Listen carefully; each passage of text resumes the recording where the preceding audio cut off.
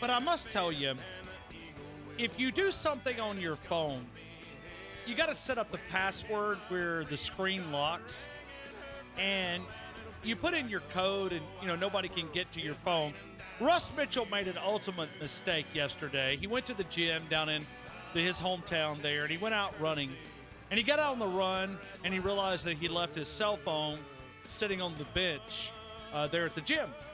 He left his cell phone. And you don't ever lose your cell phone. Russ made a couple of mistakes. He left his cell phone on the bench, but he didn't have a password in there. And some LSU guy, because Russ is always picking on these LSU guys down in Baton Rouge, and you leave your phone out, and you got your Twitter access, you got your Instagram, you got your Facebook, you got all your different things. The LSU guy took his phone, and knowing that he's jealous because Russ is always talking bad about LSU down in Baton Rouge, and he wanted to get back at Russ, so he stole his phone.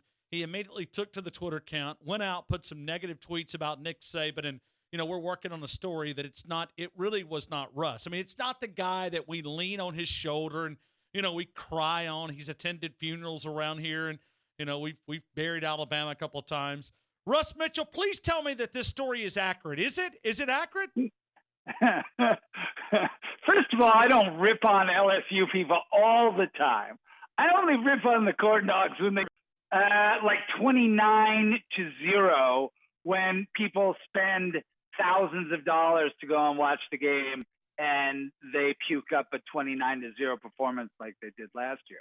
I presume you are talking about my tweet yesterday about Saban. Oh, was it you? I thought the phone was stolen. No, that was me. Phone's not act. That's me. And by the way, everybody that can hear me knows that's the truth, man. Y'all can't handle the truth. Man, these Alabama fans have been on you then. I don't care. I'm speaking the truth. You know it's the truth. You, Ryan, know it's the truth. I was sitting on the front row, and I was laughing. I wasn't being like you. Greatest coach, definitely the greatest coach of a generation. Definitely. I don't think that's even debatable anymore. Maybe but greatest coach ever. Blank is what you put on this tweet.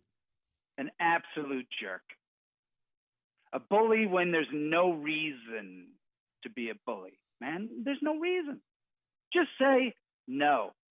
I mean, listen, the funny thing is that Belichick can be a little bit of a jerk sometimes too, but he just says no because that's what you do. If somebody asks you a question, not even a dumb question, just say no. Next question. But Russ, don't be a jerk. Don't put your finger in someone's face. That's a total Yankee move. Coming down and put your finger in my face, I'll break it. I mean, that is someone who. And you know what? Listen, don't get me heated up here, man. Don't get me heated up here. Let's talk some football. You know why you're doing this? I gave you a mulligan. Now I'm gonna have listen. To. Okay, just repeat. I want you to know I've been following for this sport for 30 years. All right, this might be the worst weekend of regular season football. Now listen, don't be changing the subject now. We're going to have to get you to repeat after me. Dear Nick Saban. Dear Nick. I am sorry that I called you a blank. Step off, you big bully. Don't behave like a jerk when there's no reason to. Russ, you're doubling down, man. Don't double down. Just telling the truth, man, and everybody that can hear it knows it's the truth. You can defend him because he's yours. Yeah, but listen, but it's like, listen, this is just like Kelly at Notre Dame, man. In Tuscaloosa, this is just like Brian Kelly. He's a jerk, an absolute jerk. Now the difference is, and actually, I won't go there. Well, he's our jerk, though. I mean, he's our jerk if he's a jerk. I mean, he's. Hey, he's the SEC. Where we all stick together, man.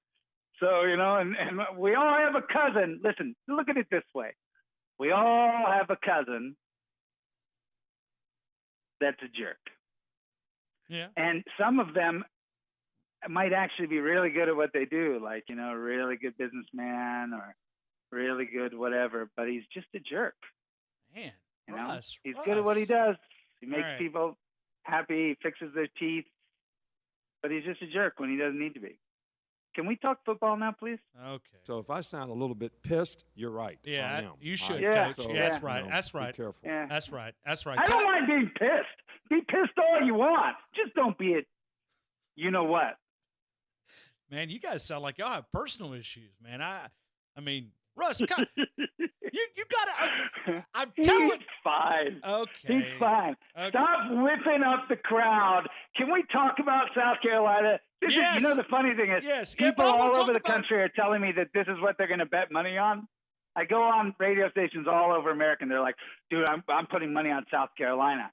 Because I'm like, you don't know your history, man. You don't. This is the problem with people. This is the problem with football fans outside of the South. All right, so let's before we go to South Carolina, real quick, I want to stop at your favorite location down there in Baton Rouge. How about them boys going to Austin? Oh my goodness! Like the people, the people in Baton Rouge right now don't know what to do with themselves.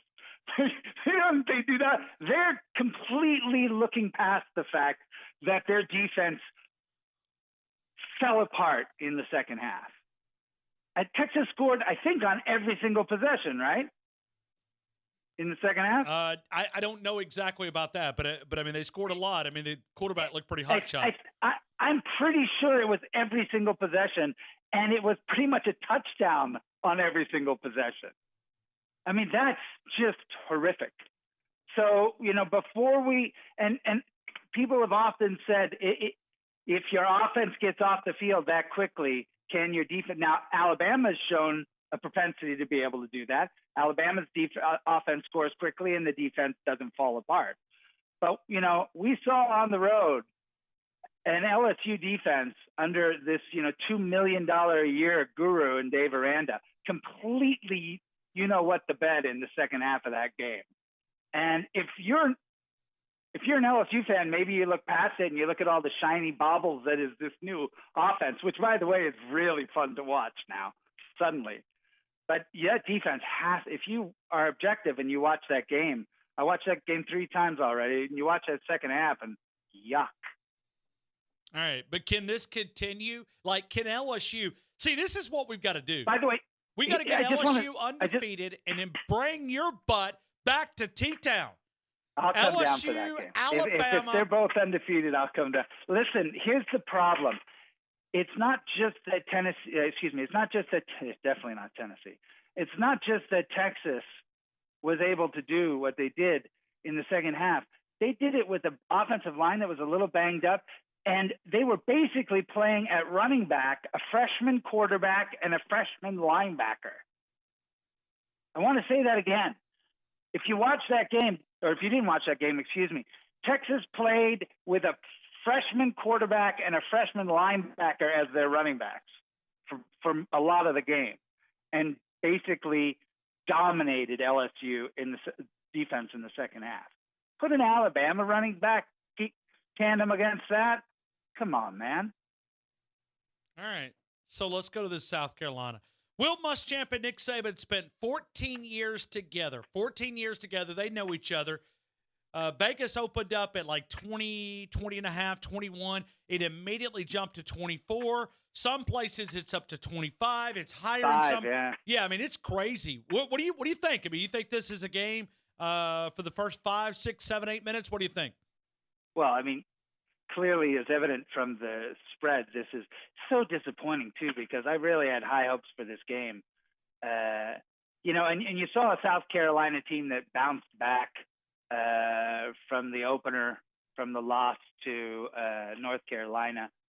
But see, what a lot of folks outside of Alabama don't know is that, before the debacle in Santa Clara last year, and yes, that's 2 shows in a row where I've brought up this Clemson loss.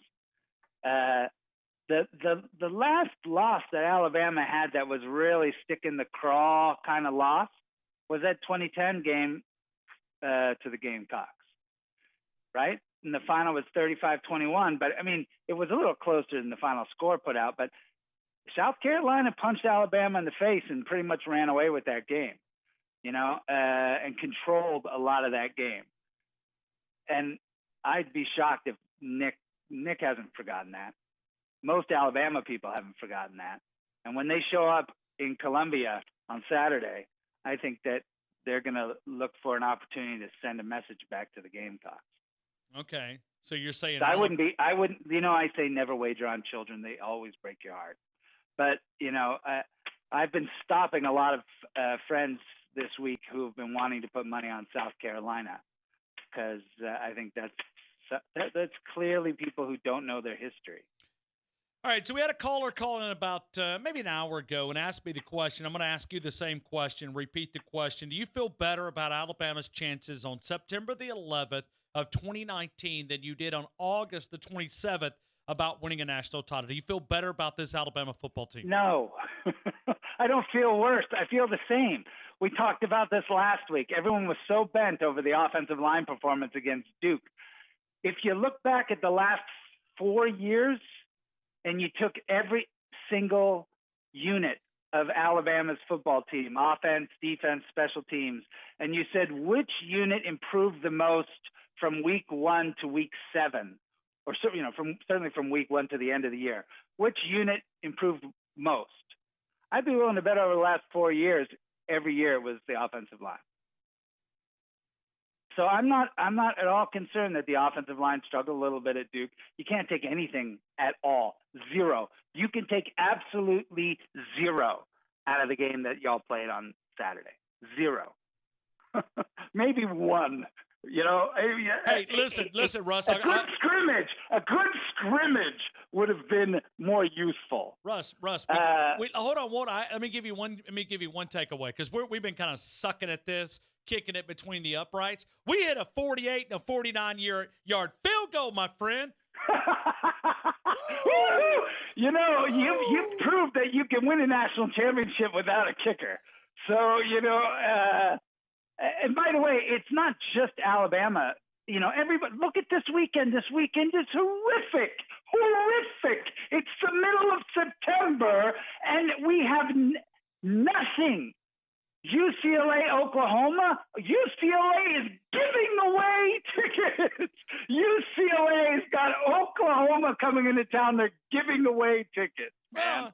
I mean, as Nick, if you would have listened to what Nick was trying to tell us, nobody will play Alabama. They don't want to get kicked in the teeth. He can't find enough teams that want to come to Tuscaloosa. He said they'll play anywhere, anytime. You pick the game. He said you go out and arrange it. We'll go play them anywhere. First of all, Alabama is an outlier in a lot of this, but that's not completely true.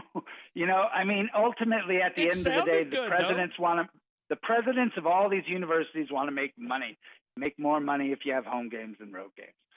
Go ask LSU how their situation for that Texas game, 3,000 seats way up in the top.